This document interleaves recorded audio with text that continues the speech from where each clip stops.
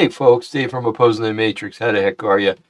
I'm just starting out this show without the little interlude there during the start there. I don't know if that really was liked or whatever, but I don't know. If you thought it was a good thing, let me know. But until I hear from anybody, I'm just gonna cool it kind of. So anyway, so we're here again. It's a Tuesday. It's approximately 1:17 in the afternoon here. And it's the 14th of April, 2026. It's my youngest daughter's birthday, so happy birthday, kiddo. Okay, so where do we go from here? The common question that's been asked for millennia. Where do we go from here? Well, I think I told you. We got a curious, come on, get back. Curious dog here that thinks there's food everywhere. And there's not. Okay. So anyway, I think I said the close of the last show we're going to be talking about Bigfoot today, and Bigfoot is a subject that kind of is close to my heart because I live in Bigfoot country. I've seen a footprint in my yard that was not human. It was too big to be a human footprint, and it was barefooted, and it was more blockish than anything else. And I've got the picture somewhere, and when I find it, I will gladly show it to you. It was taken just before a move. We moved from that location to where we are right now. Things get lost, you know. So anyway, yeah. So it's this is Bigfoot country. If you go online and you type in Bigfoot, or especially YouTube, type in Bigfoot Lane County, Oregon, or Bigfoot Lynn County, Oregon. It's Linn, and Lane is Lane. You're going to see a bunch of stories of things that have happened around here. Questionable things, strange things, but all having to do with a creature that people just can't decide exists or not. But anyway, before we start on that, though, I want to talk about what's going on in Iran or Iran. It looks like Iran's going to be a free country pretty soon, unless something really weird happens. But today the people have taken out into the streets and they're actually attacking the IRGC guards that have been attacking them. Where that's going to go to, I don't know, but I know that they have quietly been picking up weapons. The regular Iranian people have been, and they're not going to take it anymore. They showed today pictures of motorcycles burning. That's what these clowns would drive around in. These, I think it's IRGC, these mock soldiers, rent-a-cops, maybe rent-a-soldiers. Because most of them aren't Iranian. They're they're Iraqi. They're basically Arabs. They're not Persians.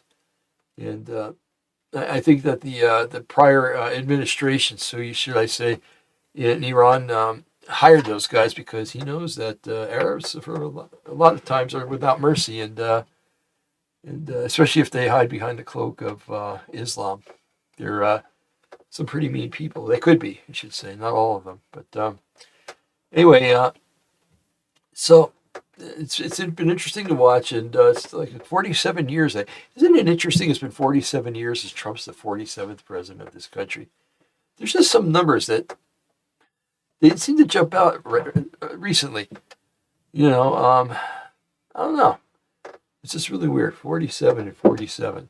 And then, we had Roswell incidents happened in 1947. So, I don't know. There's something interesting about that number. And I think if Dave Flynn was still alive, he would testify that, yes, that's true. Wrote a series of good books about it, folks. David Flynn was an excellent, excellent author, an excellent researcher, and a man that was taken from this earth too soon, as far as I'm concerned. I know that's an argument I'd have with Yahweh, but it's I would lose anyway because when he takes us, he takes us. It doesn't matter. But and pardon the noise in the background. It's my dog adjusting himself as he's laying there on the floor. So if you hear a noise, that's what it is. If the place starts shaking or something, then that's going to be something else. It's either the big one or there's a big one out there moving the place. But anyway, So yeah, it's going to be interesting to see what's going to happen with that, because Iran or Persia, same difference, fits heavily into biblical prophecy when it comes to Israel in the end times. Ezekiel 38:39 dictate that Persia, along with other countries, some of them that older countries that now are occupied by Turkey, Armenia is another one, um, Libya, and Ethiopia, and I think the Sudan too, if I'm not mistaken, are all slated to someday attack Israel, and it's not going to be good for them when they do, because it's just not going to be good. Their eyes are going to melt out of their sockets, and their skin is just going to dissolve on their. If you ever seen Indiana Jones, the one where with the Nazis and the Lost Ark, yeah, and you see what happens to those guys when they're in a cave, and all of a sudden the angel of death comes out of that thing and it starts whirling around the people, and the Nazis their skin just starts dissolving. Well, if you want to get an idea what Ezekiel 38:39 is going to culminate as, just watch that. It's very interesting piece of information that is coming to a theater here soon. Hopefully not too soon. And there's an argument about when this is going to happen. And this Iran thing, or the Iran thing, is it really put a change on everything too, because if Iran becomes a free country, becomes friendly with Israel and friendly with the United States, which it seems is going to happen, it just throws a kibosh into everything that was going to happen with Ezekiel 38:39 war, which again is pushing things back. And real quickly before we get started on our main subject tonight, if you look at what Yahweh considers to be a generation, and what, as opposed to what this world thinks is a generation is, Yahweh was telling Abraham that about his descendants, that they were going to be going into bondage, that they would be there for 400 years, or after one generation passed, they would be freed. No, 4 generations, I guess. 400 years, they would be freed. And so, if 100 years is a generation, and things started rolling again in 1948 with the establishment of Israel, then if 100 years is a generation, then it turns out that 100 years is 2048. And it's not too far away, but it's far enough for things to change for a little while, and maybe give us a little reprieve before all hell breaks loose, literally. Okay, I've said my piece. If you want to ever watch news about what's going on in Iran, there's a guy on YouTube, Tausi, is Tousi, is his name, and the thing on YouTube is you just look for Tousi and it'll come up, and he has 2 or 3 times a day he has a live show on, and he looks at the latest news from Iran, because he gets it, because he has people living over there, and they're constantly sending him clips of what's going on and stuff, and news reports of how close things are, or how far they are away from coming into fruition where the freedom is concerned. But anyway, it's a very interesting show, and the guy's very amicable. He's amicable, friendly. He's lighthearted. Even jokes around some. So I could watch a news guy like that tells the truth any day over what the alphabet channels can put together: ABC, NBC, CBS, MSNBC, all that crap. That's CNN. Anyway, so I'm going to get off that subject and get on where we're going here. Like I said, we're going to talk about Bigfoot tonight, or today, or whenever you're going to watch this. It could be day, night, or whatever. And a lot has been said about him. A lot of things are still mysterious when it comes to this. First of all, is he real? My thought has always been, and it still will be, forever probably, that Bigfoot is an interdimensional being. I find it interesting that oftentimes when there are Bigfoot sightings, or let's say Sasquatch, sounds more professional, Sasquatch sightings, that there's also UFO activity going on in the area. It speaks a lot to me anyway, because those things often go together, and so you got to figure if it's out in the woods or something, or out in the wilderness, and there's UFO stuff going on, count on Bigfoot showing up. Not maybe necessarily where you are, but somewhere in that area. So Um, yeah, so anyway, is he real? I do believe it is. Um, as we get closer and closer to the culmination of man's reign here on the earth, uh, we're going to see more and more freaky stuff. We're promised that in Scripture. And the Bigfoot thing's kind of creepy. It really is. We have I have some granddaughters that come over. We have a fun time sometimes. So we'll come out in the backyard here, and we got a big stick, and we got a little maple tree sitting right here, probably about that big around. And we'll hit the maple tree with a stick and do the whoop whoop noises, and they get the biggest kick out of that. Well, I looked at my granddaughter yesterday and said, "What are we going to do if we get an answer?" And she just kind of stopped and went, "Oh, I don't know," you know. So I think we're going to give up on that idea for a little while because if it is paranormal, if it is, I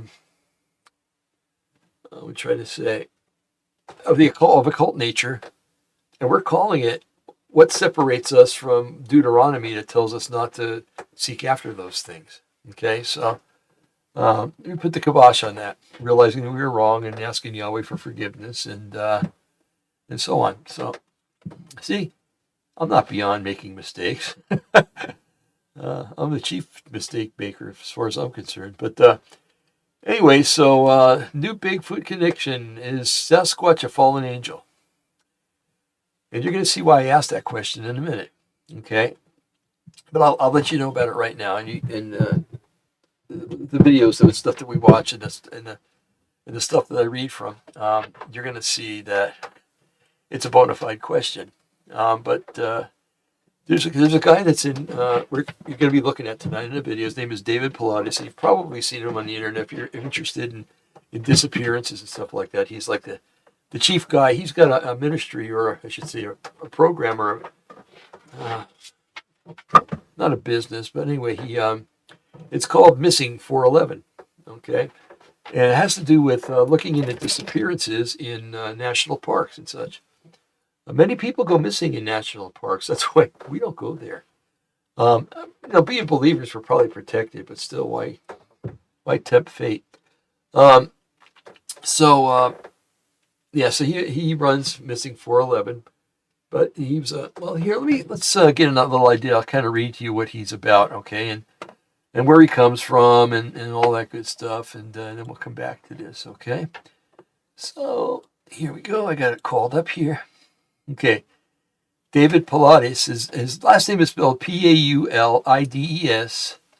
is an American former police officer who is now an investigator and writer known primarily for his books dedicated to proving the reality of Bigfoot and establishing the Missing 411 conspiracy theory. Missing 411 is a series of self-published books and films which document cases of people that have gone missing in national parks and elsewhere, and assert that circumstances surrounding these cases are unusual and mysterious. Although data analysis suggests that the disappearances themselves are not statistically significant or particularly unusual. What's not unusual about a person disappearing? Being abducted, disappearing, sort of thing. I think it's very unusual. It's not a common day thing that it happens. So, some of ththese people that write on this format are kind of freaky. Anyway, so Pilates has Greek ancestry. In his online biography page, Pilates states that he received his undergraduate and graduate degrees from the University of San Francisco. And in 1977, he began a 20-year career in law enforcement, transferring in 1980 to the San Jose Police Department, working in the patrol division of the SWAT team, Patrol and Street Crimes Unit, and a variety of assignments in the detective division. Say that 5 times fast. He was convicted of a misdemeanor. I think it was all trumped up and everything. No pun intended. And because of that, I think it forced him into retirement. So anyway, his two big niches in life are looking for Bigfoot and looking for missing people in national parks. A lot of times on if you go to YouTube and type in Missing 411, you could watch hours and hours and hours and hours about these missing people. And a lot of these things are very interesting. There's a lot of speculation that missing people go missing in in national parks because they're a hotbed. Those parks are of demonic activity, um, whether it be alien abduction, which is fallen angel abduction, and or it's little people living in the mountains or something that take people. It's still the same thing. It's an occult physical interface where the occult is taking people without their permission, which is illegal, and it's kidnapping, and it's abduction. So, okay, so now you got a little idea who David Pilatus is, okay? Because when you're hearing stuff like this, all of a sudden you're going, okay, well, he's talking about this David Pilatus guy, but who is he? I've never heard of him. Well, now you have. Okay, so let's see. Let me start here.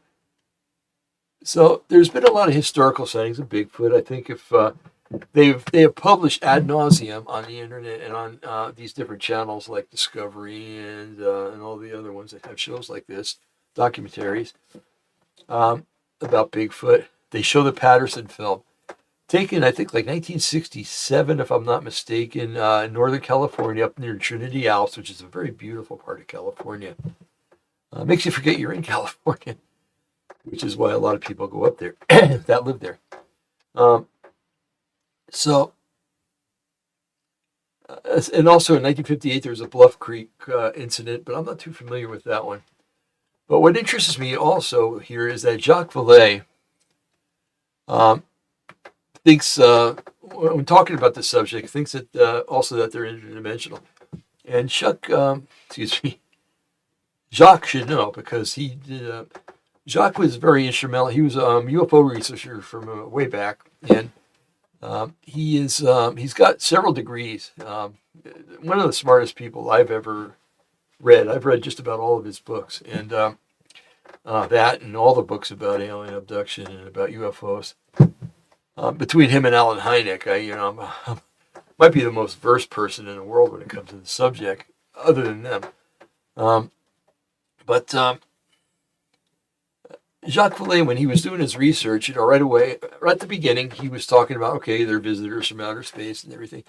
But after researching and doing more and more research, he realized that the activity of these creatures that call themselves aliens, and other people call them that too, their nature is more akin to the demonic activity that's been happening for centuries.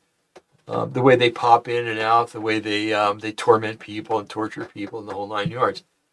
Is more akin to demonism than it is to any Space Brothers. And so him, Hynek, and a few others were adamant that toward the end, especially Hynek toward the end, that he was kind of giving up on the interplanetary or intergalactic visitor theory or mode and going more with they're from here and they're interdimensional. And it's funny because they never used any other word but interdimensional, because if they used spiritual, of course, then right away people start assuming that they're Christians or they've converted to some religion. And scientists aren't going to do that, right? Unless they really sold out to Yeshua anyway. But so Jacques Vallée, thinking that these things could be interdimensional, speaks a lot to me because he's really an authority on it.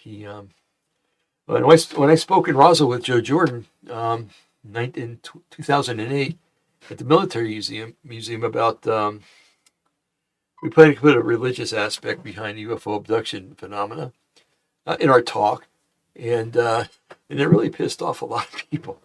I should say upset, I'm sorry, but especially those who are cemented into the UFO research community. Matter of fact, it got so bad that the city council was told by the ardent UFO researchers that if we ever came to town again and talked, that they wouldn't come. And of course, that's going to get us blackballed because these guys, when they come to Roswell, they draw in the crowds, and they draw in. Roswell doubles in size the July 4th week or weekend. And the money that comes into that town, it subsists on that money alone. So Anyway, the scientific community is obsessed with not making it sound like these are religious or a demonic or a spiritual thing, but more of a interplanetary or interdimensional. If they're ever going to mention the word, they'll say interdimensional. And more of them are starting to realize that, but it's taken forever. So, okay, so Jacques Vallée, like I said, he's a notable UFO researcher, holds master's degrees in science and many other areas. Excuse me. He's researched the UFO phenomena for years, and as he researched, he concluded that the UFO phenomena is working into the unseen world as interdimensional. He is quoted as saying that the UFO phenomena is more akin to spiritual phenomena than it is to the notion of UFOs, and that their pilots travel great distances to get to the Earth. He's opposed to that now. Okay, so we talked about David Pilatus again, so let's talk about a little more. He's a noted researcher, and I read about him, so we know all about him now, right? Who founded an organization called Missing 411.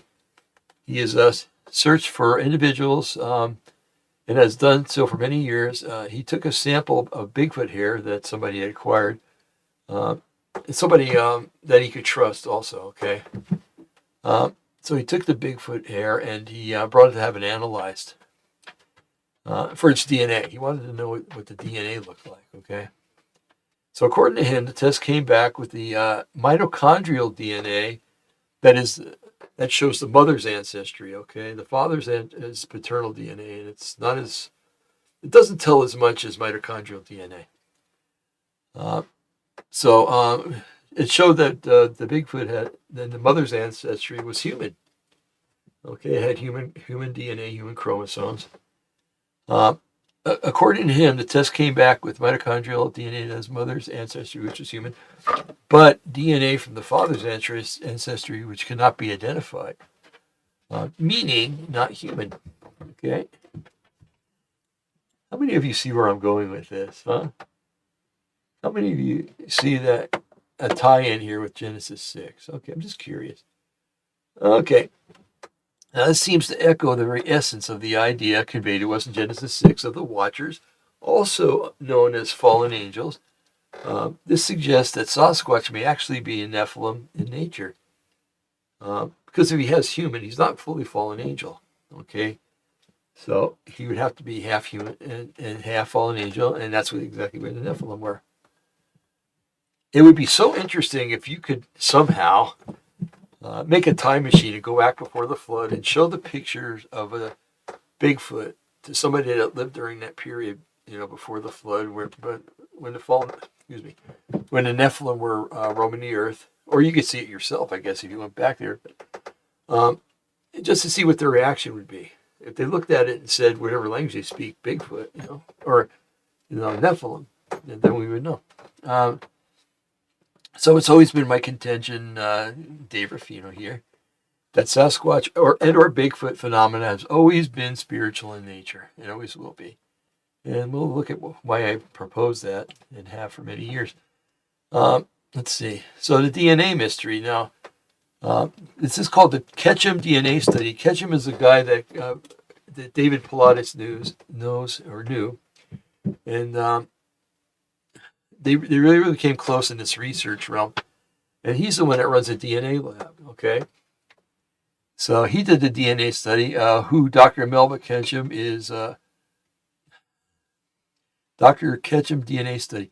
Who Dr. Melba Ketchum is what samples were tested, hair and saliva, okay? Bad English.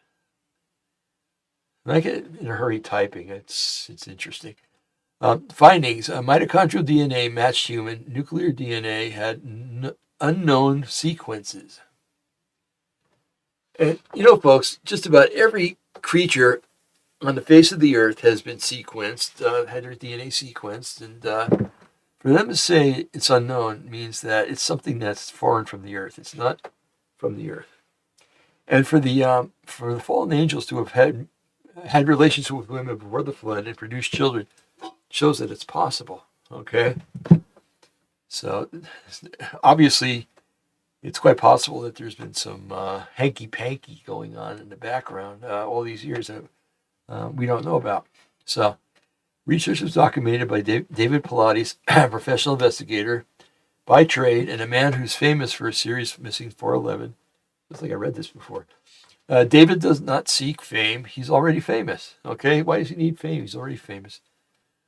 David possesses the skills necessary for exactly the same kind of research that he has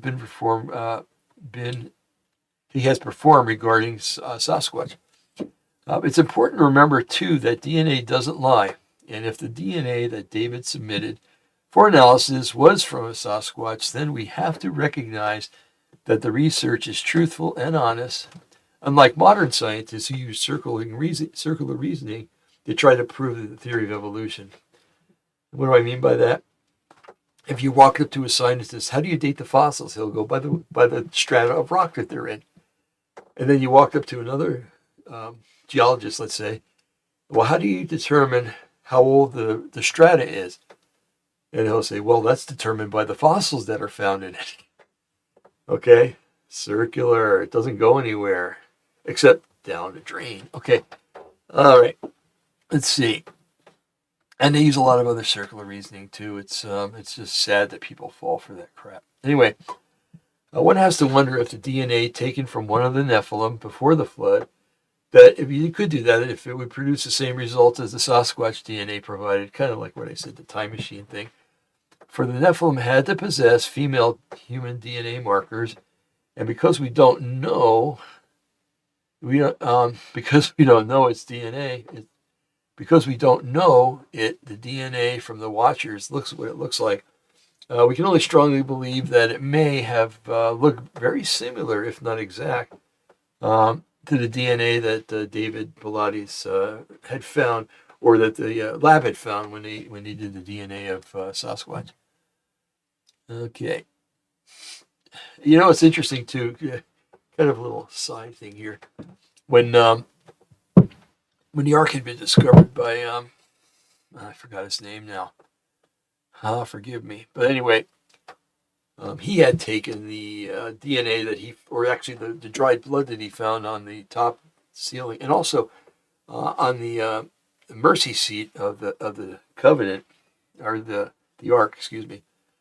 And he brought it to an Israeli lab, and they found it. Yes, first of all, that the blood was alive, and blood usually doesn't stay alive, folks. It dies after a certain amount of time.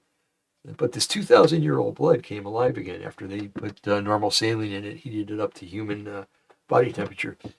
So the half of the DNA belonged to a human female, and the other half, there was only one chromosome that was able to basically make Yeshua a male when he was born. Okay, so proving you right there that strange research can be done. Hold on, folks. Please cool me down. This dog. Oh, hold on, folks. He's taking everything with him. Go lay down now. Let me know. Sorry, folks.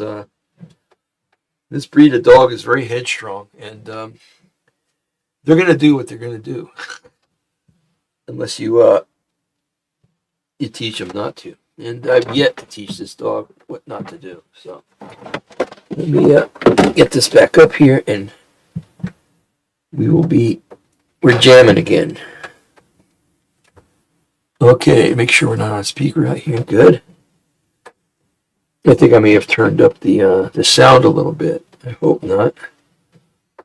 I named this dog an Italian name, thinking that that would be funny, and he's picked up some mob-like ways. Okay, testing. Ooh, testing 1, 2, 3. Testing 1, 2, 3. Wow. Okay, I'll try not to talk too loud. Oh, okay, that's what I'm doing wrong. Okay, here. Oh yeah, he did turn it way up. Here we go. That's just a little better. Much better. Okay, here we go. Pardon the interruption. I hope he's laying down. Because I can't really break away to bring him over to the house. So I'm up the creek right now without a paddle. So as long as he behaves, he's okay. All right, anyway. So let's see. The Genesis 6 tie, the Nephilim, the ancient human angel hybrid, used by some as a speculative explanation for unknown DNA. Folks, let's watch a video real quick. I got to get this guy kind of calmed down a little bit, okay? So let's watch the interdimensional nature of Bigfoot. Okay, here we go. Join us as we search Alaska and beyond for mysterious creatures, featuring Beans Baxter and Rob Roy Menzies. This is the Alaska Bigfoot Studies.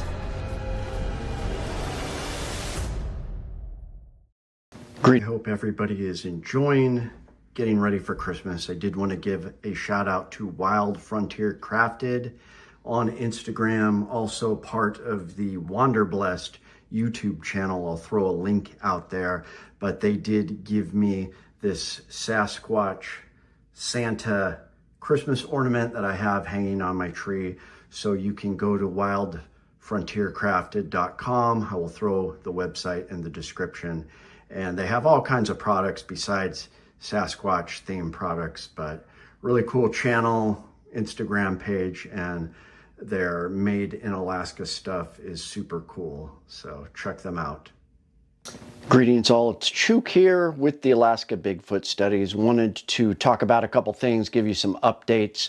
We are excited to do more winter expeditions. I'm going to try to increase that this winter. The last one was really fun.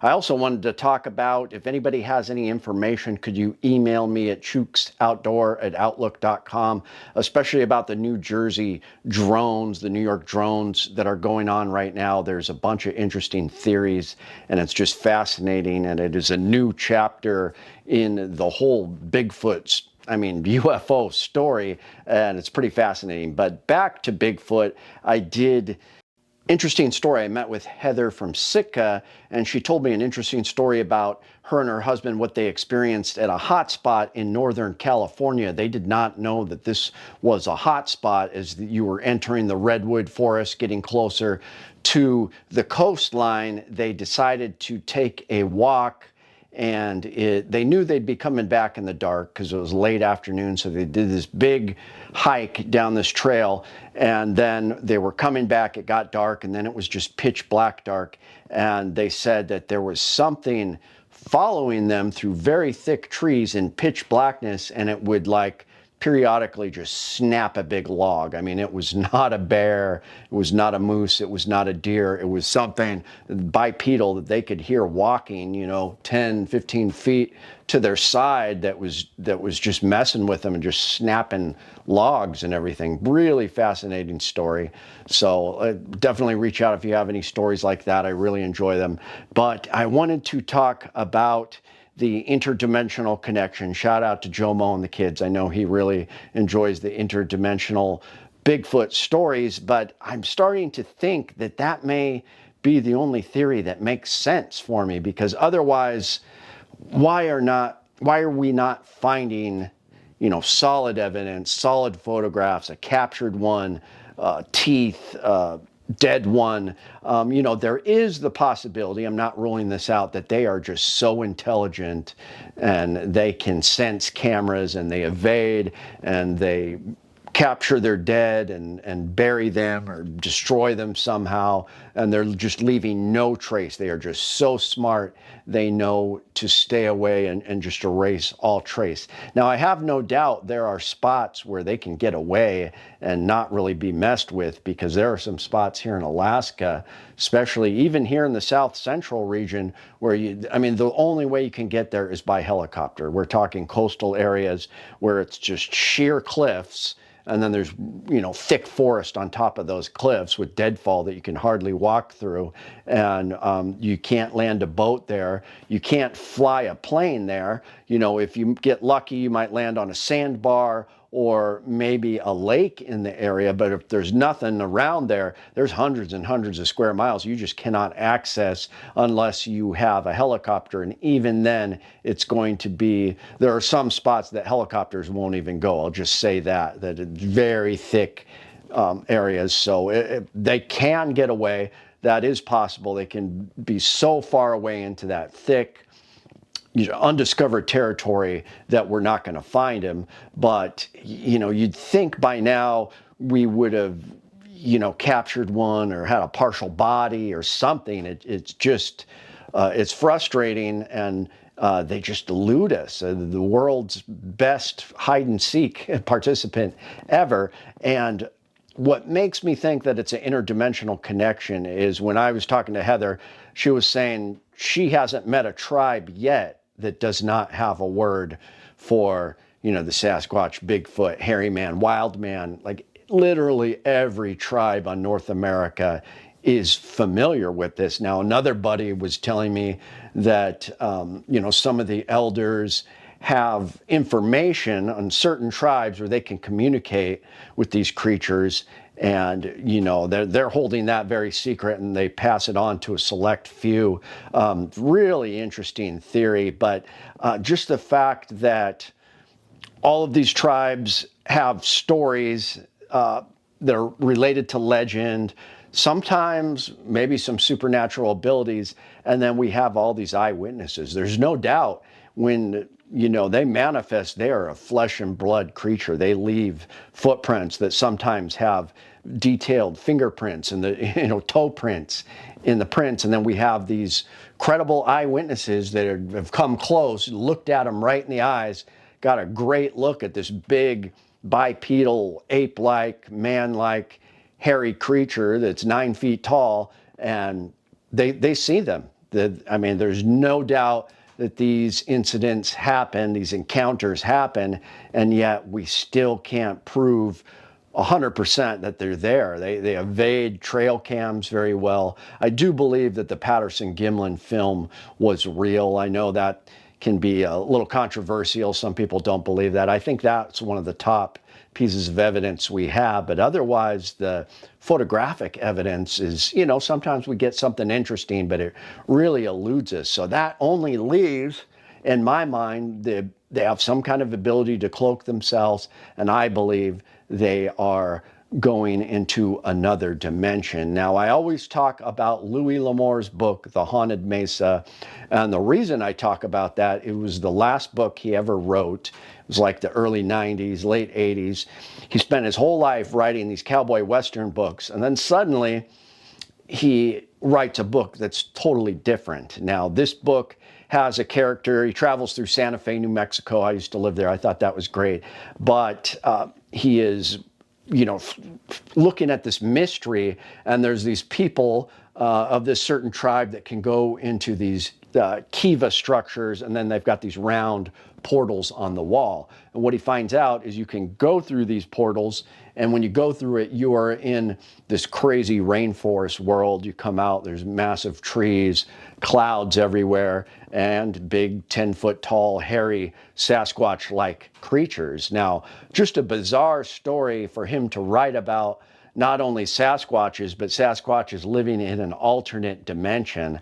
I think that he had spent some time with some tribes in the Southwest, and he received some of this information, and instead of just saying, oh, I know that they're real, he wrote it in this fictional book to kind of spread to the masses this message that, yes, there is Sasquatch out there, and they have this interdimensional process of traveling from one world to the next. I mean, we've got a lot of encounters too where they seemingly disappear, foot tracks that just stop in the snow, and then there's nothing, as if they disappeared. That's not cloaking. That is literally,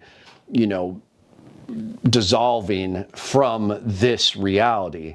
So if they are going into another reality, it's also connected with, you could talk about the UFOs and the aliens. I mean, the researchers have those theories. That's one of the top theories out there, that they are interdimensional beings that are able to shift from one dimension to this dimension. I think that the Sasquatch is no different. I mean, and it just makes sense, and it keeps me going, knowing that, I'm not just chasing a pipe dream, that there is something out there. People are seeing it, and the reason it's so difficult to capture this tangible evidence is they can just shift maybe whenever they want. Maybe they have to go to certain places.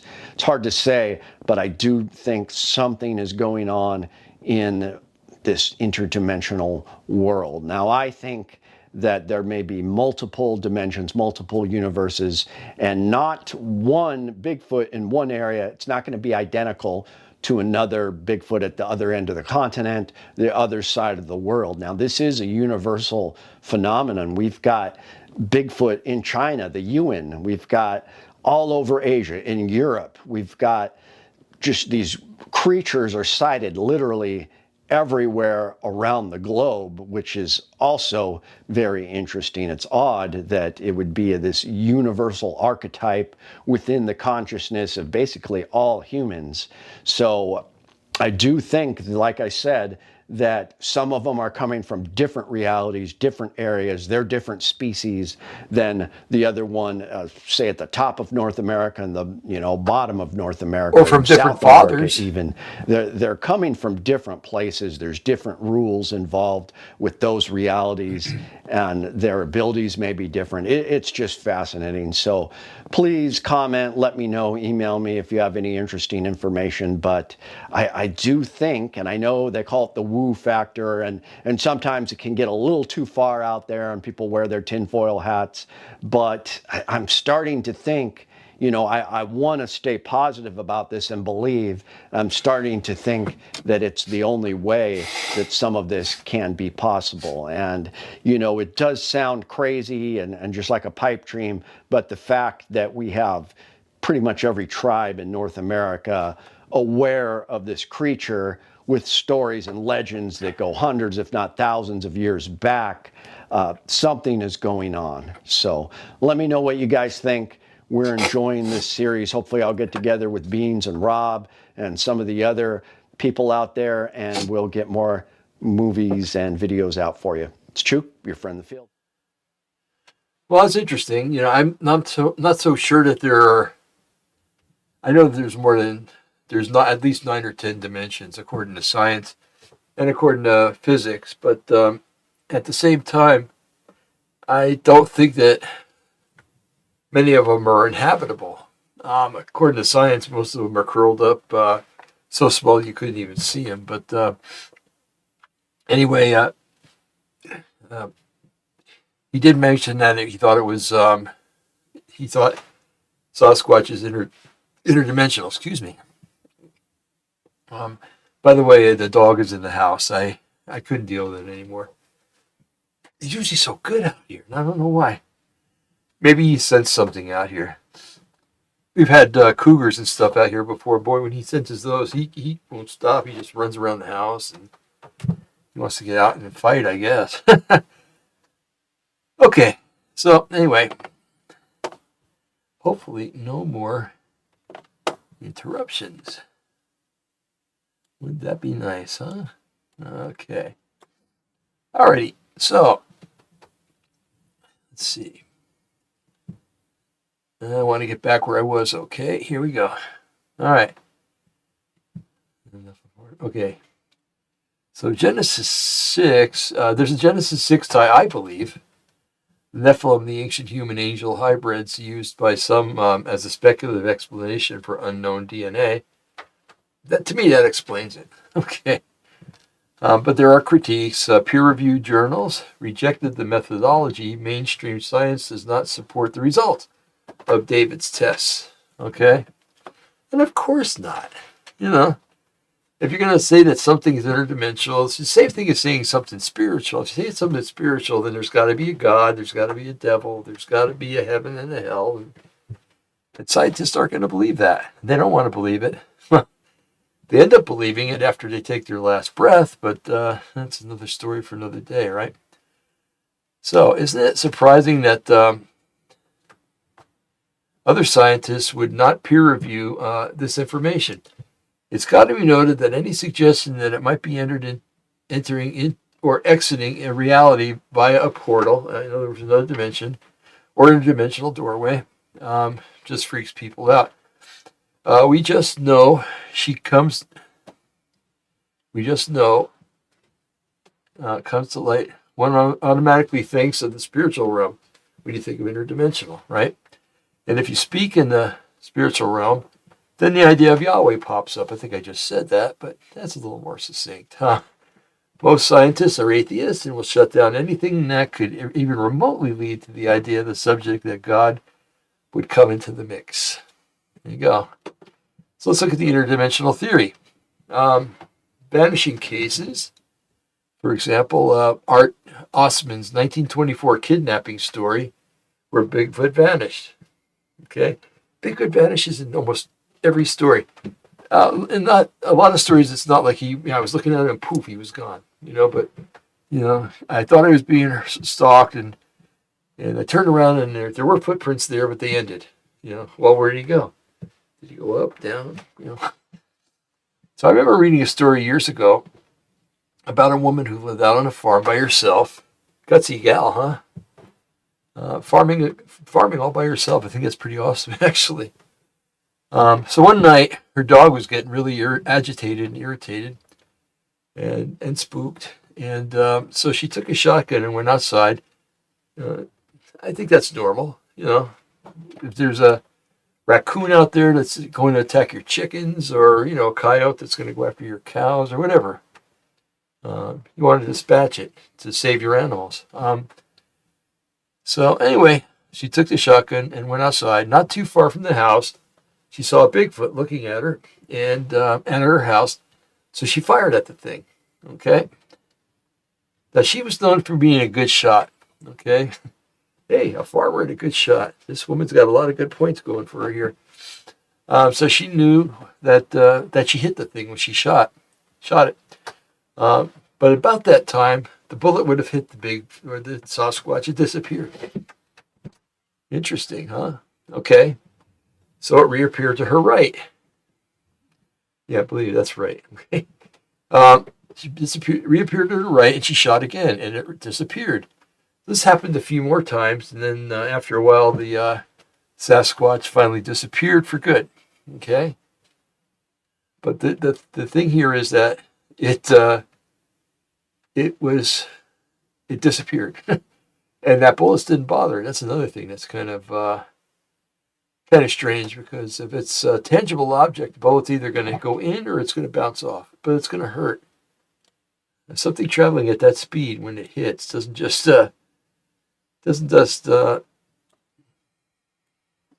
it's not an itch. It's definitely a pain. Okay. So some folklore parallels. Now the Celtic Fae, they had an animal they called the Fae. Okay. And of course the North American spirit beings connected to other realms. Okay. These are most ancient cultures have stories of beings connected to other realms. Isn't it interesting how we're so technological, we're so built up, we have so many conveniences, so many good things, but we can't see the basic things. We can't see can't see the forest from the trees. That's a good way to put it. So many Native American tribes saw Sasquatch or Bigfoot not as an animal, but as just another branch of human beings. They used to call him the Hairy Man. It was one name. And then another tribe called him the Tall Man. Okay, and a few other names here and there. They thought that coexistence with Sasquatch is more important than anything else when it came to the subject of Bigfoot. In other words, they weren't going to mess with him. He was there, and he was part of life, and that's it.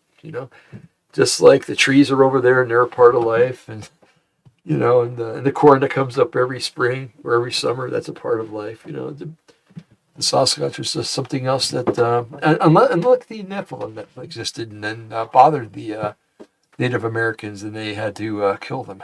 So let's see what we got. Where are we here? All right.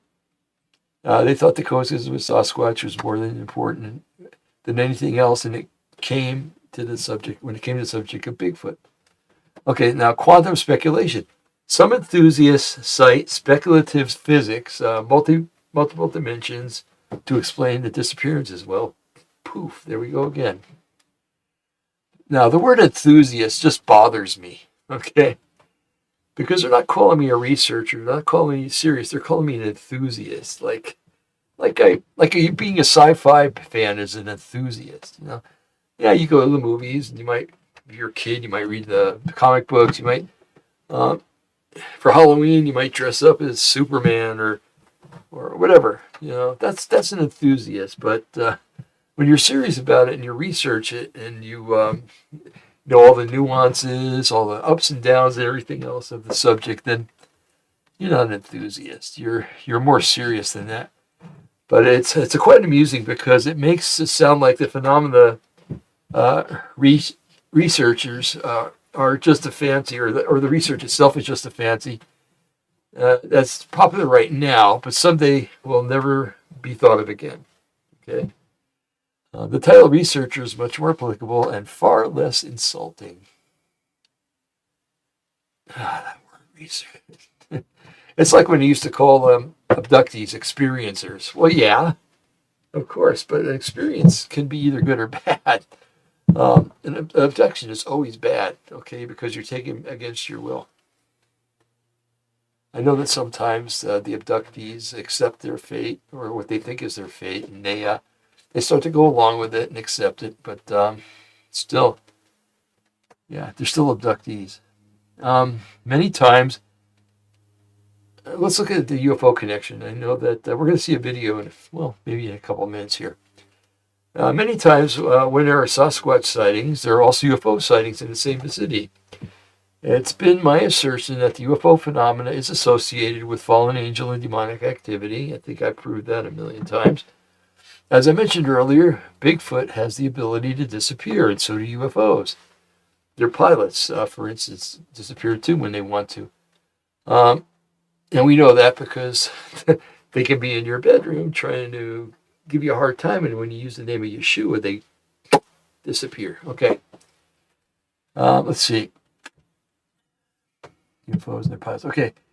There have been cases where a UFO visitation is accompanied by the smell of sulfur, for instance. Okay.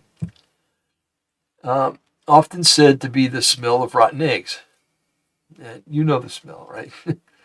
Another manifestation that shows that these two things are in cahoots with one another, so to speak, is that each one manifests the people that manifest. Oh, wait a minute, folks. Is that as each one manifests, the people that it affects are often aware that something is wrong. Okay, there's something not right here. It's you constantly hear it when you hear these stories. I was walking on the path, and all of a sudden, I felt strange. It felt like I was being watched. It felt like there was something there, something like I was being hunted. So that kind of feeling, And then they talk about all the birds becoming quiet, the little frogs, and all the other little forest animals becoming quiet. Okay, so let's see. So to speak, that each one manifests. The people that it affects often become aware that something is wrong. That something is not quite right. Well, if something's wrong, it's not quite right, right? That's kind of an idiom there. And often fear is involved too. Okay. That's natural. And if anybody to say that that's not natural, they're whacked out. The thing, however, that ties the two together for me is a story I read not too long ago where two brothers, this is cool. This is such a cool story. And I wish I could find the video to show you. Two brothers set out to the woods to find a Sasquatch to try to establish communications with him or it, as the case may be. The brother had a theory that he was going to try. Oh, let me just read the story here. Okay, the brother who initiated this had been in the military in the linguistics section and was a master of many of the dialects of the languages that are spoken in the Middle East. And Southwestern Asia, by that way. Iran would be a good example. Let's see. And he wasn't just, it wasn't just the current languages that in that area that he was familiar with, but he's also fluent in quite a few of the ancient languages like Mesopotamian, Urgic, and others. So when he and his brother became face to face with a Sasquatch, the brothers started talking in one or two of those ancient Middle Eastern languages, And to his surprise, the creature talked back to him. It was difficult for him to talk because I guess they don't have the same kind of voice box that we do. But um, the creature talked back to him in the same language as in the dialects. The creature even made a comment in a sort of praise-like fashion about how the brother knew the old languages, the old ways, the old languages. Like it was something that let's see, that Sasquatch and mankind shared in antiquity. But it's changed as time has gone on, of course, and humans became more violent towards Sasquatch. There must have been some kind of interconnection back then, and well, if they were Nephilim, right? Um, let's see, this is pretty well sealed it for me, showing that in antiquity, both mankind and Sasquatch shared the earth together. Now, when you think about it, and as you read scripture, was there a time when mankind and human society shared? When let's just see, I have that wrong there. When human society and another non-human entity or race, I should say, shared Earth to the point where they communicated with one another and such. The answer to that question is yes, and we can read about it in Genesis. So we read Genesis 6 and also the book of First Enoch about how the fallen angels came down and had coitus with human females, and they produced children, and they called them Nephilim because they were half heavenly being and half earthly being. Okay, and Nephilim means the fallen ones. Say misidentification studies. Okay. Anyway, getting back to the other thing. So they shared the earth together, and even after that, because the Nephilim were around after the flood too. It says right in Genesis, and so I'm just so curious to know if you were to look at a Nephilim and at a Bigfoot, would they look the same? Or there's also another group of creatures that it talks about in the Book of Giants, and he calls them the monsters. Okay, there was the Nephilim and there was the monsters, and I'm wondering maybe Bigfoot was the monsters. Okay, but they did come from, I think, from the same union. Okay, so let's look at some misidentification studies, like black bears on two legs or people in ghillie suits could be mistaken for Bigfoot. Okay, big feet, Bigfoot, Sasquatch is a better term. Yes, there are some times when misinterpretations occur, but you can't write off every sighting as a misinterpretation. Bears do stand on their back legs, but they do it when they're foraging and they're feeding and trying to reach things that are higher. But they don't walk on their back legs all the time because they're not made that way. Their bone structures are made that way, nor are their muscles, their tendons, or anything else. After all, they tire out pretty easily when they're doing that. Okay? So that kind of dispels that theory because when Sasquatch walks, he walks on two legs. Sometimes he gets down on four, but it's probably to forage. But he walks on two legs for the most part. The footprints proof of that.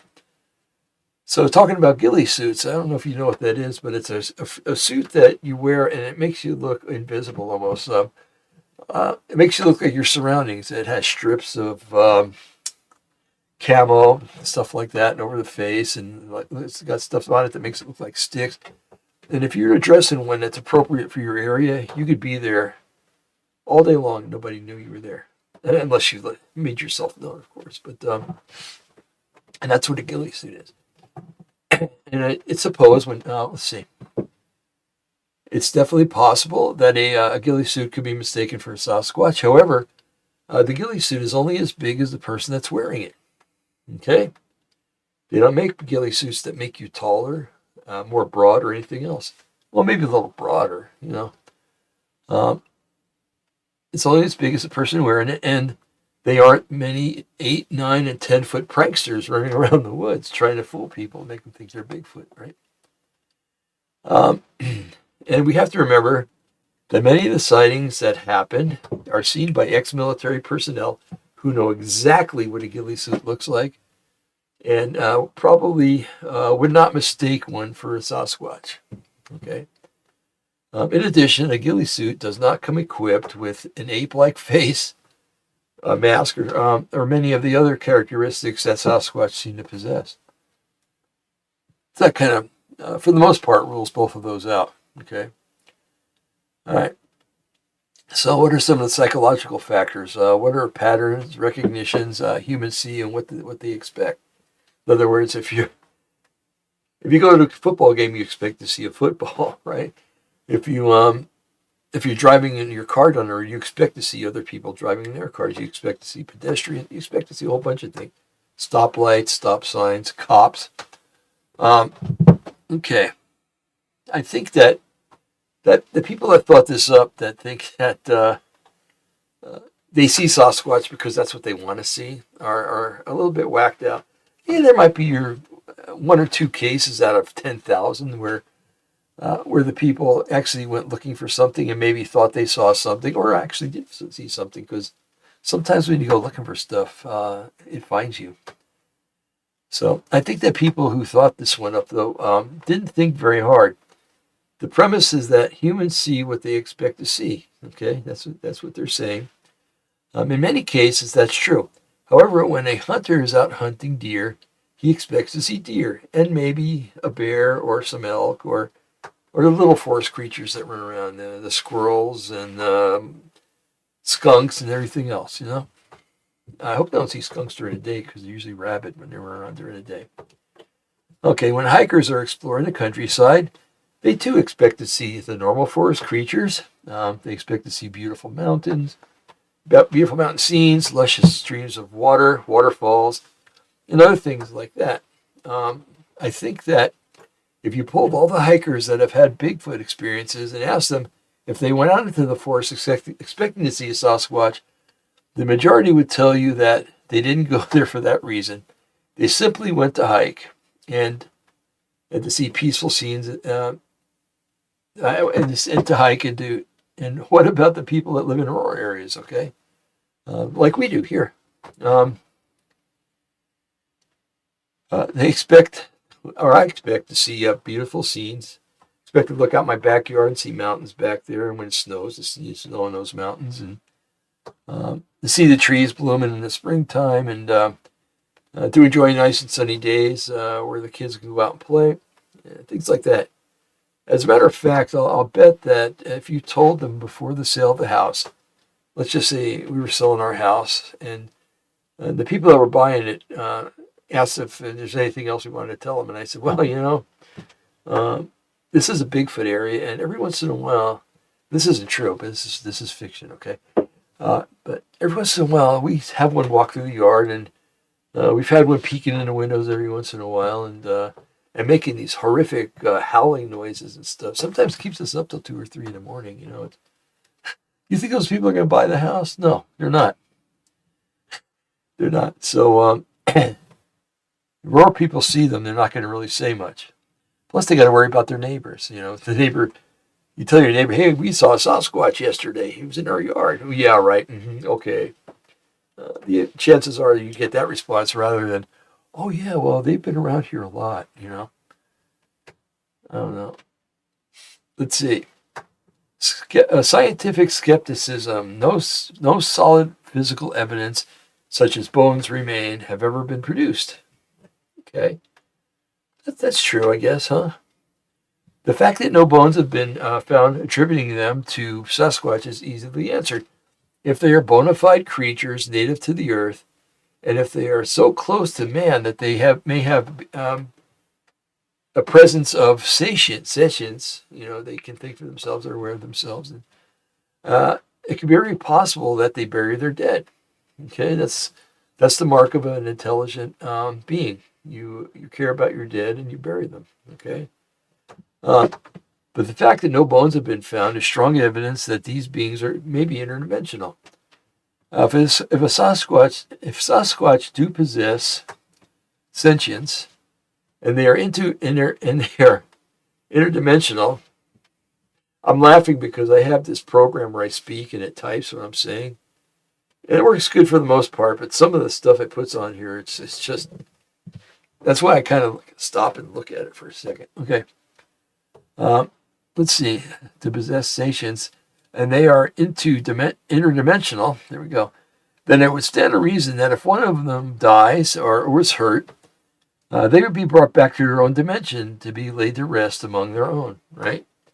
I mean, we do it all the time. Our soldiers in war, especially the American Army, somebody falls in action, he gets brought up, and whether he's dead or severely injured, he's taken out of the battle scene and brought to a hospital, cared for, and or if he passes away, he's buried, or she. I find it really funny also that archaeologists who, by using what was it, Piltdown Man? It was like the tooth of a pig, I think, is what they based it on. And another one, they found a jaw and they filed down the teeth to make it look more human. They do these things to determine that these fossils belong to beings that predate human, or Homo sapiens, can it conclude that since no bones are found, that would belong to Sasquatch. It doesn't exist. Okay.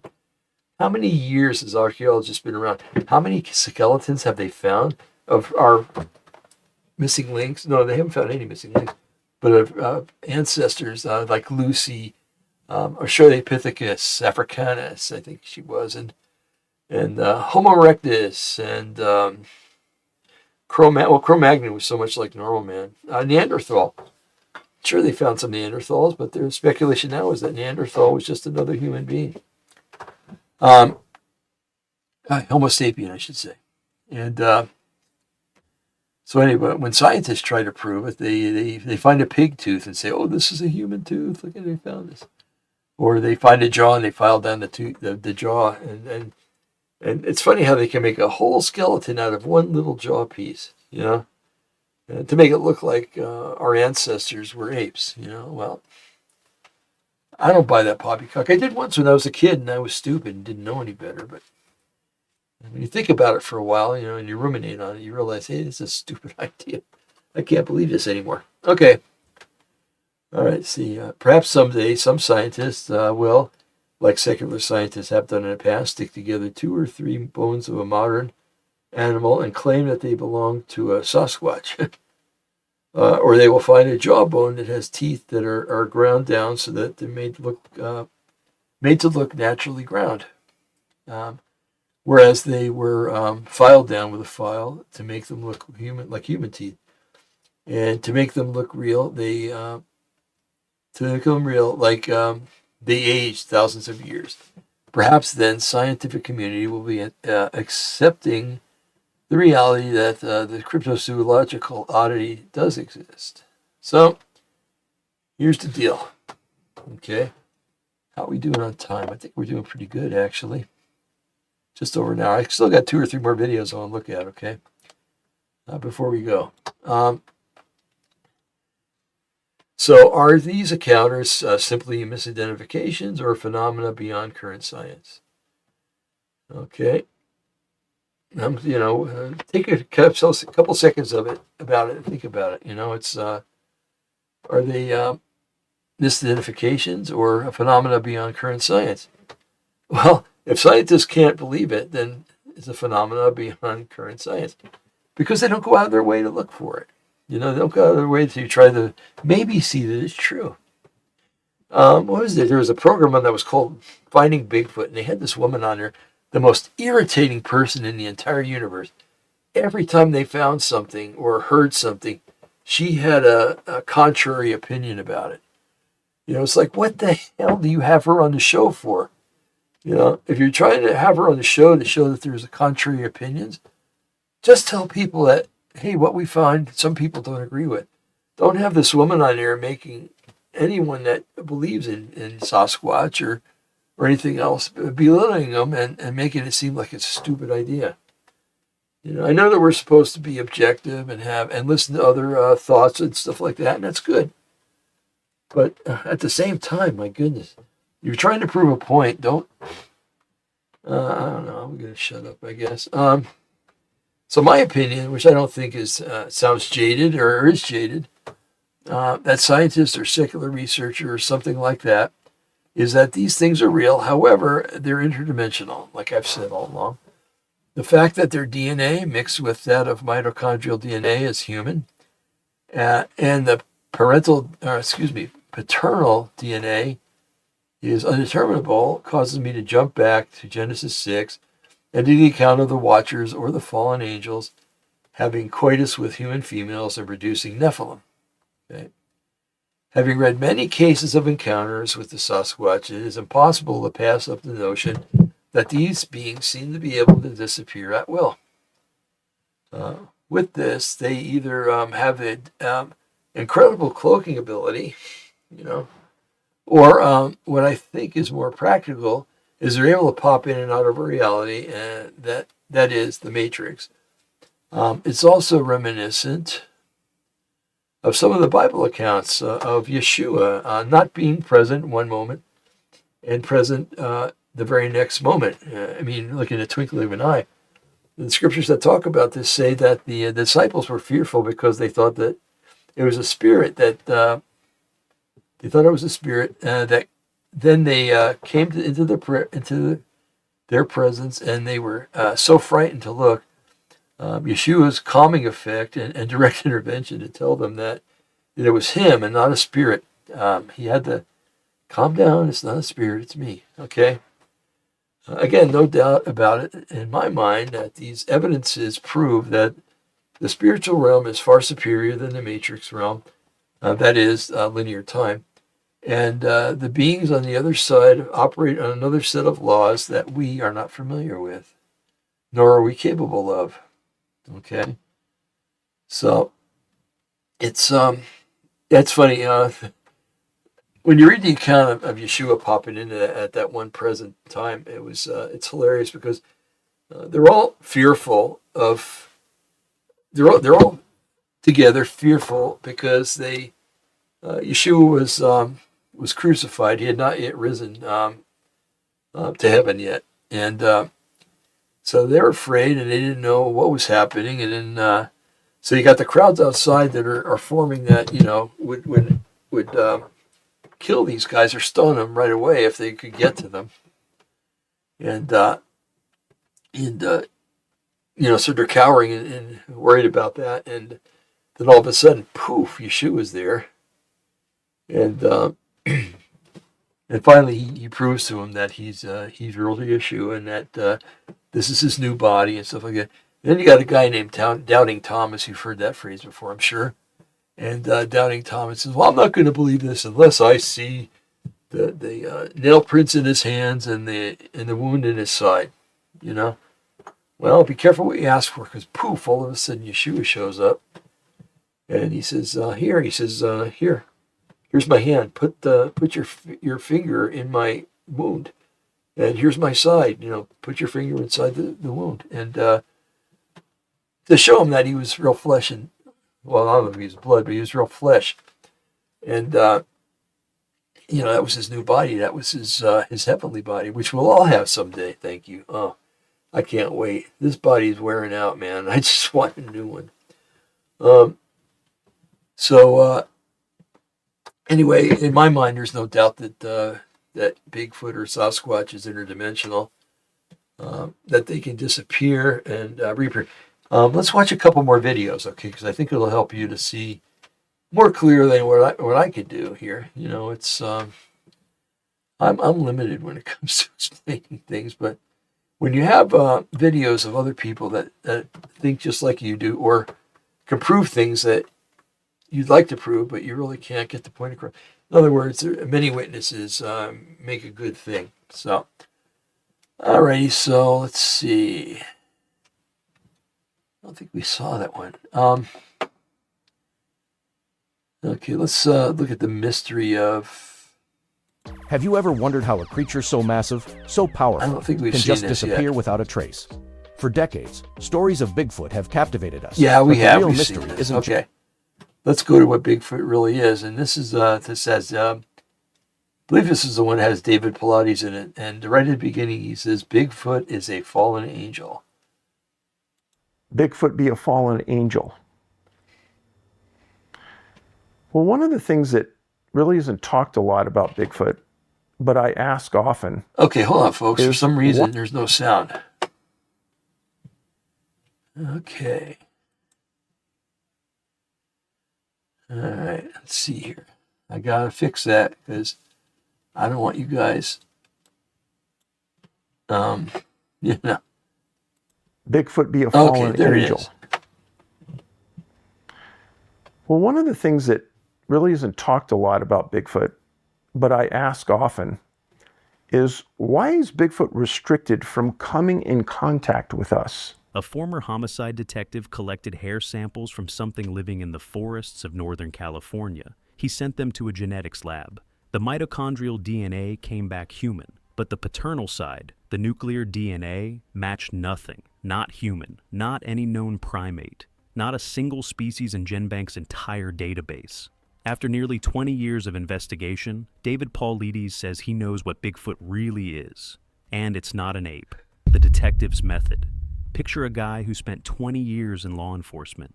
SWAT operations, complex criminal investigations, homicide cases where the difference between a conviction and a cold file comes down to how carefully you read the evidence.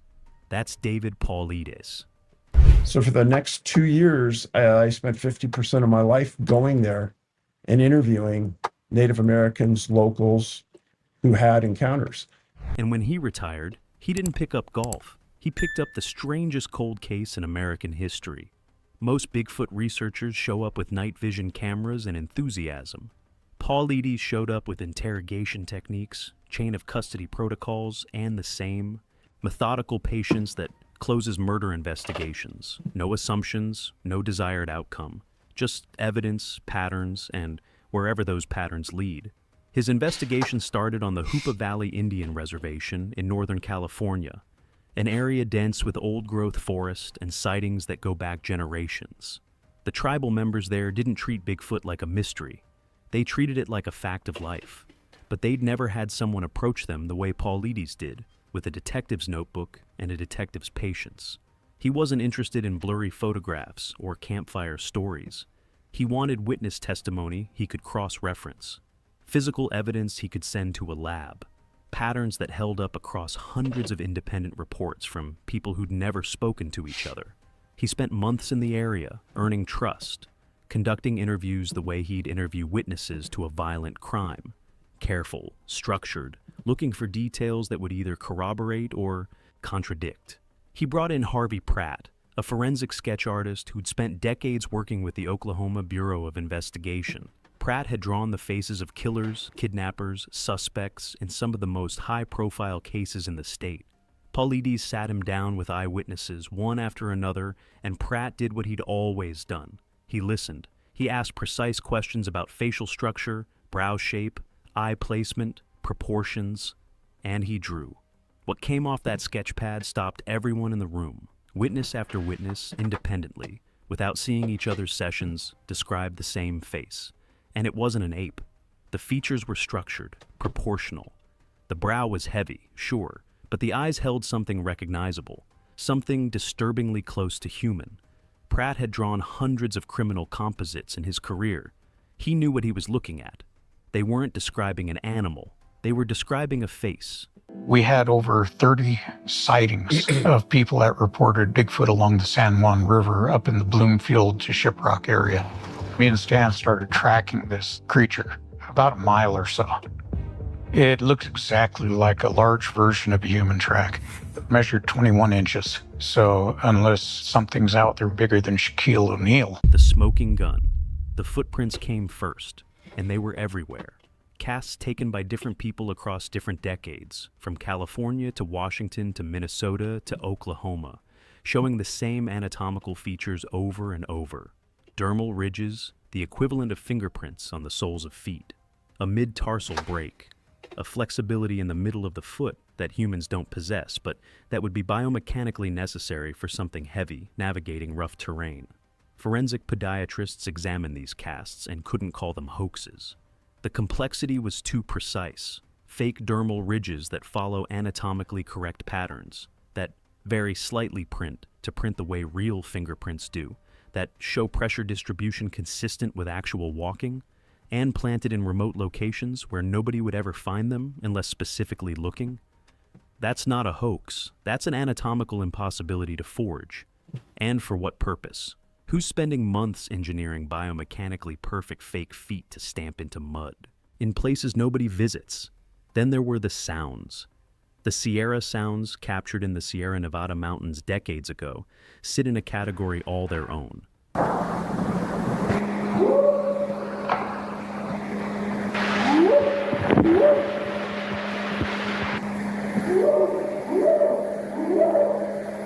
A Navy cryptolinguist got hold of those recordings. This is a man whose entire career involved intercepting foreign communications, identifying languages, determining whether sounds represent genuine linguistic expression or noise. He spent years on those tapes, rewinding, isolating frequencies, mapping patterns, playing the same 3-second segment over and over until the structure revealed itself. The sounds ranged from deep bass rumbles that vibrated in the chest to high-pitched trills that sounded almost bird-like. No human vocal cord can produce that range. No known primate comes close. But that wasn't what kept him up at night. What kept him up was the structure. Repeated sequences, syntax patterns, call and response between multiple voices harmonizing simultaneously, as if coordinating intentionally. His conclusion was unambiguous. The Sierra sounds demonstrate characteristics consistent with actual language. Think about what that means. Gorillas are intelligent.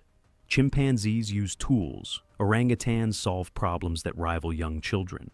But no ape has ever developed spoken language in the wild. The neural architecture required for language, the specific brain structures and cognitive pathways, evolved exclusively in the human lineage. If these creatures have language, they are not animals. They are something else entirely. But Paulides needed harder proof. Testimony and audio recordings weren't going to move the needle with mainstream science. He needed biology. Over several years, his team collected biological samples from across North America. Hair fibers that didn't match any known species. Tissue material recovered from encounter sites. Biological residue from structures that appeared to be shelters built from trees no human crew could have moved. Everything went to a lab with proper chain of custody, the same way evidence gets processed in a homicide investigation. Dr. Melba Ketchum, a forensic geneticist with years of experience in DNA analysis, led the testing. Imagine her staring at a screen, running the sequences a second time because the first results didn't make sense, then running them a third time. The mitochondrial DNA, inherited only from the mother, came back completely human. Not close to human, not similar, identical to modern Homo sapiens. Genetic markers trace the maternal lineage to the Middle East, roughly 12 to 15,000 years ago. The same heritage running through human populations walking the earth today. Then she ran the nuclear DNA, the part inherited from both parents, and the screen showed something that shouldn't exist. The sequences matched nothing in GenBank, the world's most comprehensive genetic database. Not human, not any cataloged primate, not any known species on Earth. She ran it again. Same result. Every organism on this planet has evolutionary relatives. Every species shares genetic markers with something. This matched nothing. The implication hit like a freight train. If the mother's line is human, but the father's line is something science has never cataloged, these creatures aren't undiscovered apes. They're hybrids, the offspring of human women and something else, something that existed thousands of years ago and may still exist now. That would explain their human-like features, their intelligence, their apparent ability to remain hidden in plain sight. They're not some evolutionary leftover. They're something new, something that shouldn't be possible according to current models of human evolution. Ketchum compiled 111 samples. She brought in independent labs for blind testing. She submitted the findings to Nature, one of the most prestigious scientific journals in the world. They refused to publish, not because they found errors in the methodology, because the conclusions fell so far outside accepted paradigms that the scientific establishment couldn't process them. The journal that exists to advance human knowledge looked at evidence that could rewrite everything we know about our own species, and decided it would rather not. If that doesn't make you question everything, nothing will. Subscribe so you don't miss what comes next. The impossible tracks.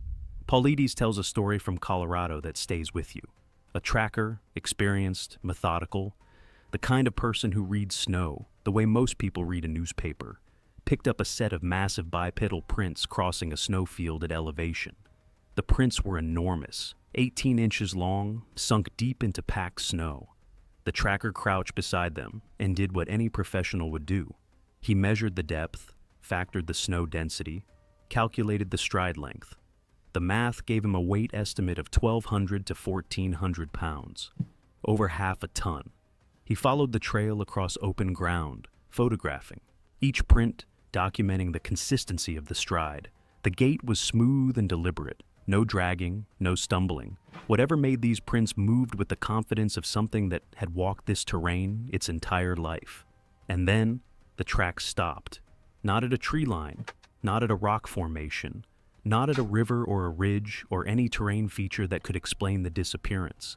The prints just ended, middle of the snowfield, unbroken white in every direction for a quarter mile. The last print was mid-stride, weight shifted forward onto the ball of the foot, as if the next step was already in motion. But it never landed. I knew that one more step and he would be out in the open and would have full view of. And he took that last step, and it was as if he stepped behind an invisible curtain. He just wasn't there anymore. Whatever made those tracks, something weighing more than a grizzly bear, vanished from open ground without leaving a single clue as to where it went. And here's the thing. That story isn't unique. Rangers in multiple states have found tracks that materialize in the center of fields with no trail leading to the first print. Police officers have documented footprints that begin mid-yard, circle a property, and end mid-stride with no exit path. One researcher photographing a clear print, marking it with GPS, returned hours later to find it smoothed over, as if it had never existed, not filled by wind, not disturbed by weather, just gone. A forestry worker in the Cascades watched a 7-foot figure crossing a clear cut through binoculars. He observed it for several seconds, blinked, adjusted his grip. Gone. The clear cut stretched a quarter mile in every direction.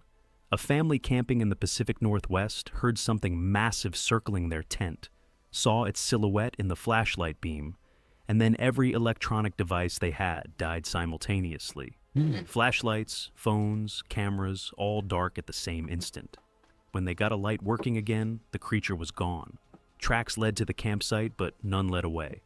Paulides doesn't speculate wildly about this. He just lays out what the evidence shows. These things leave physical impressions deep enough to calculate their weight. They're real enough to be seen, heard, and tracked. But they don't always follow the rules that physical objects are supposed to follow, and the detective in him can't ignore that. The forest people. When Paulides finally sat down with Native American elders, the conversation shifted in a way that reframed everything. They didn't call them Bigfoot. They didn't call them animals. The Hoopa had their own name. So did the Lakota, the Stiziles, dozens of other nations. The translations were consistent across cultures that had never communicated with each other. The old people, the forest people, the tall ones. And the elders spoke about them the way you'd speak about a neighboring community, with familiarity, with respect, sometimes with caution, but always with the understanding that these were people, not creatures, people who live by different rules. According to traditions carried through generations, these beings have language, they have family structures, they maintain territories and follow laws the elders understand even if outsiders don't. Some tribal accounts say they were here first, the original inhabitants of the land. Others say they came from the stars, arriving in a time so distant it exists only in oral history. But every account agrees on one thing. They are aware. They choose when to be seen. They choose who to trust. And they have been watching humans far longer than humans have been watching them. Then Paulides found the story that changed him. A rancher in Northern California, writing in the 1800s, documented something he couldn't explain. The local Native Americans were carrying food to the base of a cliff face, regularly, deliberately. He watched them do it more than once. When he finally asked the elders what they were doing, they told him, a creature lived in the cliffs, one of the tall ones. And they were feeding it, not out of fear, not as an offering to appease something. Dangerous. They brought food the way you'd bring food to an elderly neighbor, someone who belonged to the community, someone deserving of care and consideration. The rancher asked more questions. The elders told him the creature was a different kind of person, not like them, but a person nonetheless. Sit with that image for a moment. Indigenous people walking a familiar trail to the base of a cliff face, carrying food for a being that modern science refuses to acknowledge exists. Not once, regularly, generationally. Treating it with the same quiet respect they'd show a tribal elder who lived alone on the edge of the community, someone who belonged, someone deserving of care. The rancher asked more questions. The elders told him the creature was a different kind of person, not like them, but a person nonetheless, deserving of the same consideration you'd give any neighbor. That image should change how you think about this entire subject. While Western science spent a century arguing about whether the creature was real, these communities had already answered the question and moved on to something more important: how to live alongside it with dignity and mutual respect. The encounters go deeper than shared territory. Witnesses across North America, many of them reluctant to speak about it, people who sit across the interview table looking at their hands, embarrassed, choosing their words carefully, describe something that sounds like direct mind-to-mind communication. Not voices in the traditional sense, something more immediate, more invasive. A solo hiker in the Rockies stopped to rest on a fallen log and felt a presence so overwhelming he stood up instantly and scanned the tree line. Nothing visible. Every direction, just trees and silence. Then something shifted inside his own awareness. Not a sound, not a hallucination. A thought that wasn't his, placed there fully formed, as clear as if someone had spoken directly into the center of his skull. Leave this area. Not a suggestion, a command. He didn't question it. He didn't rationalize it. He packed his gear and hiked out without looking back. The next day, a massive rock slide tore through the exact spot where he'd been sitting. The log was buried under tons of debris. Others describe a wave of dread so specific and so targeted it feels directed. A message that they are not welcome here, delivered without a single audible sound. A researcher camping in a known activity area woke at 2 a.m. with an intense awareness of something standing near the tent. Instead of fear, she felt curiosity radiating inward, as if whatever was outside wanted to observe her, but meant no harm. She lay still, barely breathing, and eventually felt the presence withdraw like a tide going out. In the morning, massive prints surrounded the tent from every angle. Something had circled it, stood watching from multiple positions, for what must have been hours. The tribal elders wouldn't be surprised by any of this. They've always said these beings communicate differently. They've always said they're aware in ways humans don't fully understand. They've always said the same thing Paulides eventually concluded after 2 decades of detective work. These aren't animals. They're people who live by different rules. And maybe it's time we started listening to the cultures that figured that out 1,000 years ago. What they don't want you to know. Freedom of information, requests and interviews with retired government personnel have pulled back a curtain that never should have been closed. Official agencies, from the National Park Service to the Forest Service to military installations on remote federal land, have documented encounters with these beings. They've filed reports, they've collected evidence, and they've told absolutely no one. Rangers have been instructed to redirect questions about unusual sightings. Standard protocol. Don't engage, don't confirm, change the subject. Military. Personnel stationed in wilderness areas have been debriefed after encounters and told explicitly, do not discuss what you saw. The reports go into archives that the public never accesses. The encounters get documented internally and denied externally. One case obtained through persistent FOIA requests describes an incident at a secure facility in the Pacific Northwest. Multiple military personnel reported a large bipedal figure moving along the perimeter fence. Not wandering, moving with purpose, pausing at intervals, studying the layout as if assessing the facility's defenses. Security cameras captured something. The footage was classified and pulled from standard records. The official report stated that nothing unusual occurred, but the personnel who were there, who watched an 8-foot figure move along a military perimeter with what they described as obvious intelligence, those people tell a very different story. Why suppress this? Why classify footage of something walking along? A fence? If these creatures are just undiscovered apes, there's no national security concern. You announce the discovery, you send in biologists, you win a Nobel Prize. But that's not what's happening. The agencies that know the most say the least, and the silence itself tells a story. Maybe they don't know what these things are and don't want the panic that comes with admitting it. Maybe they've calculated what happens to national park visitation, to the $50 billion outdoor recreation industry, when you tell the American public that something intelligent, something not entirely human, something that can appear and vanish at will, lives in those forests. Or maybe, and this is the possibility that should keep you up tonight, they know exactly what these creatures are. They've known for decades, and they've decided the rest of us aren't ready to hear it. Former personnel who speak out after retirement describe the same pattern every time. Acknowledge it internally, document it quietly. Deny it publicly. Paper trails exist. Multiple witnesses corroborate. This isn't speculation. Something is being observed on government-controlled land, studied behind closed doors, and officially declared non-existent. The question isn't whether the government knows. The question is what they know that we don't. So, here's the question no one wants to answer. If these things share our DNA, if the maternal line is identical to yours and mine, if tribal nations across this continent have been calling them people for 1,000 years, if a homicide detective spent 2 decades following the evidence and arrived at the same conclusion they did, then what does that make them? And more unsettling than that, what does that make us? What does it say about a civilization that shares its forests with intelligent beings? Beings that may be partly human and can't bring itself to admit they exist? What does it say about a scientific establishment that would rather look away than look at the data? David Paulides didn't set out to prove Bigfoot was real. He set out to understand what the evidence actually showed. And the evidence showed something that nobody was prepared for. Something that's still out there, right now. In forests you've driven past. On trails you've hiked, watching, choosing when to be seen. And choosing, for reasons we may never understand, to let us keep pretending they don't exist.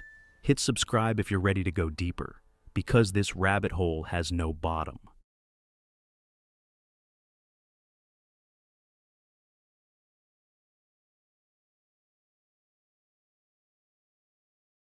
Oops, here I am. I'm sorry, I had it muted. The video was going. I was thinking that maybe what the authorities are afraid of, if they are afraid, in fact, is that if these things share the DNA with us, well, we know that they're not people. Scripture talks about the Nephilim, and it talks about the Rephaim, and one of them, it says, the Rephaim shall not rise. In other words, there'll be no resurrection for the Rephaim. Yeshua did not come to die for Nephilim. He did not come to die for Rephaim. He did not come to die for Bigfoot. Okay? He came to die for regular, everyday, 46 chromosome human beings. Granted, there are some human beings that, through whatever reason, some illnesses, I think the people have, 47 or 48 chromosomes. I can't remember what it was. But they're still people, okay? They bear a likeness and a resemblance to people also. But, because they are people. But maybe they're afraid for some reason that if they admit that these things are at least half human, right? That people might get the idea that these things need rights, that they deserve rights that here in the United States that are guaranteed to people under the Constitution. Okay, if they start throwing the word people around, that these are people, a people is only a designation that is applicable to humans. Okay, look it up in the dictionary. Anyway, right now, I don't know if that's going to change in the future. Everything changes, it seems like, but. Maybe they're afraid that they would have to afford it rights, and thus, by taking its habitat away, let's say for logging interest or whatever, you're actually harming a human, or the environment of some people of sorts. It's hard to put. Now, you and I know that these aren't people. They're at best, they're Nephilim. I don't know, because you read the stories about the and the descriptions that you get of the giant of Kandahar, obviously a Nephilim. Okay, he bore the resemblance of a man. Okay, there was no ape look about him whatsoever. long red hair, a red beard. It said he had. What was he about? I think 10 or 12 feet tall. I think he was 12 feet tall, and very large and very strong. Okay, obviously a Nephilim though, and so when you compare the two, there's no comparison whatsoever. So I don't know. I don't know what the answer is, but I know that they're not human. Okay, even if they possess the female chromosomes of a human, it's sorry, but if you're only half human, you're not human. All right, and anyway, so that's something interesting to think about. In the future, is there going to be an organization that tries to gain them rights, kind of like Stephen Greer is trying to get rights for the inhabitants of UFOs, claiming that they should have rights here on Earth because they are living creatures and stuff. Well, so are moose and so are buffalo, but they're not people. Anyway, it's just something to think about. When you sit and you think about all the implications that could happen there, and there are quite a few, actually, with this discovery. Anyway, with the mitochondrial DNA being that of a human female, exactly like that of a human female. So it's and then with all the people that are abducted every year, a lot of them are women. So maybe they're somehow these creatures are forcing themselves on the women, or there's another group of fallen angels that are taking women and using them for that I hate using as a terrible term, for that purpose of creating a half human, half fallen angel, whatever. It's hard to tell. It's something to think about, something to ruminate about. Maybe if we keep in prayer, Yahweh will show us more stuff in Scripture, or He'll speak to us in some kind of word of knowledge or something like that to let us know more about what and who these things are. So the main crux of the matter is that they're real, and that they appear to be interdimensional. They don't appear to have been on the Earth as they've been here for a long time, actually, but they're not native here. Let's put it that way. They live in another dimension and they visit here from time to time. And many times it's like a public relations campaign, so to speak, where they come into our reality just to get us talking, get us off track from something. And they're definitely associated with UFO visitations. And what do they do on UFOs? They take the sperm and ovum of the man and the woman, and they use that to combine with their own DNA. The aliens do. So maybe Bigfoot is or Sasquatch or a product of alien human hybrid experiments. So sky's the limit, folks. No pun intended. All right, I think I'm going to get out of here. There was another video I wanted to watch, but we've been on here for an hour and 42 minutes already, and I'm getting a little tired. So I'm going to go ahead and end it here. So, hey, if you feel like it, write to me and let me know what you think. Okay. I do accept regular mail, folks.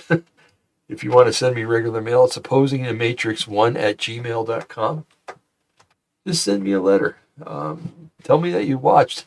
Tell me if there's things I need to improve. Tell me if there's if I got you angry. Tell me I got you angry. Maybe I said something that you legitimately could be angry about. It's if you have words of praise, those are accepted, of course. And I would just like to know the thoughts of my audience. It's I'm kind of blind on this side because like when I used to do live shows, we had 2 to 3 times more people watching the video than we do now, that I'm uploading them. I'd like to know why that is. And I wish I could go live again, but I can't because of what's going on with me. So, but anyway, and the possibility exists. I just learned how to do this yesterday. That I could start cranking out maybe coffee mugs and stuff like that for people. Maybe some trinkets like that I could open up a little store or something and people could get if they want to, or I could offer them as incentives or as prizes for if I have a what do you call it, a little quiz on the matter that we talked about, like tonight. If you're watching on YouTube, a lot of times I do put quizzes on there. Okay, so please check those out. I make up things, and a lot of times they're fun, and you can might get a chuckle or two out of them. So, all right, I'm going to get out of here. I'll be back on Thursday, hopefully, and we'll see. But I feel like I'm starting to come down with something. That's why I say that. But okay, I'm going to go, folks. May Yahweh bless you and keep you. May he make his face to rise upon you and be gracious unto you. May he watch your going out and your coming in, your rising up and your lying down. May he give you the peace that passes all understanding, and may he just give you a wonderful night tonight and a wonderful day tomorrow. And on Thursday, we'll meet again, Yahweh willing, and the creek don't rise. So, okay, folks. Yeah, God bless you, and talk to you soon. Okay.